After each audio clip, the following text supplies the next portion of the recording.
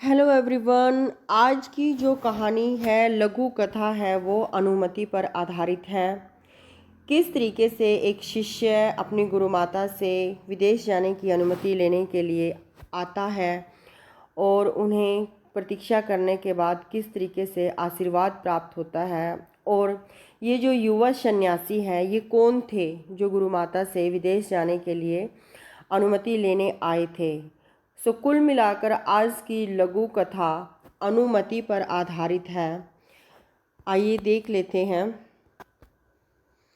युवा सन्यासी गुरु माँ की रसोई के द्वार पर खड़ा था। विदेश जाने के लिए आशीर्वाद लेने आया था। गुरु माँ रसोई में व्यस्त थी। शिष्य ने प्रश्न दोहराया नहीं, प्रतीक्षा करता रहा। बेटा, कोने में वह रखा चाकू तो पकड़ाना, गुरु माँ ने कहा। युवक आगे बढ़ा, चाकू उठाया। मूठ गुरु माँ की ओर थी, तेज धार उसकी ओर रही। लीजिए गुरु माँ, उन्होंने ध्यान से देखा, प्रसन्नता से भर गई। चाकू पकड़ने से पहले ही आशीर्वाद दे दिया। जाओ पुत्र, धर्म प्रचार के लिए विदेश जाओ। युवक आश्चर्यान्वित था। इतनी देर तक गुरु माँ चुप रही। अब ऐसा क्या हो गया कि आशीर्वाद की पुष्प वर्षा कर दी। गुरु माँ कह रही थी, चाकू पकड़ाते समय उसकी धार तुम्हारी ओर थी, मूठ मेरी ओर। अर्थात जब कभी समाज संकटापन्न होगा, तुम घोर से घोर कष्ट स्वयं झेल कर भी उस पर आज तक नहीं आने दोगे। जाओ पुत्र, देश को, समाज को, धर्म को तुम्हारी सोच की आवश्यकता है। ये ऐतिहासिक तथ्य कहाँ से लिया गया है? इसमें जो गुरु माँ है वो माँ शारदा है।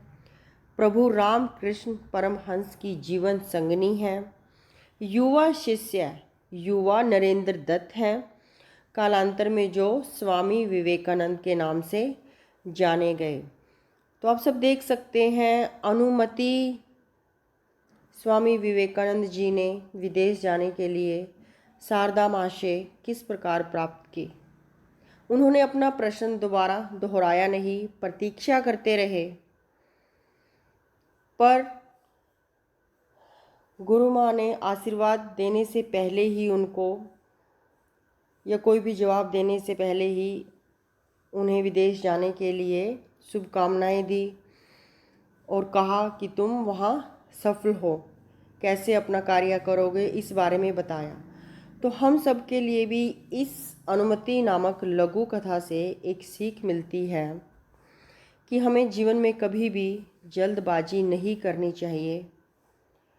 और अनुमति किससे ले रहे हैं, कब ले रहे हैं और उसका हमारे लिए क्या उपयोग है, इसकी गहनता को समझते हुए हमें कोई निर्णय लेना चाहिए।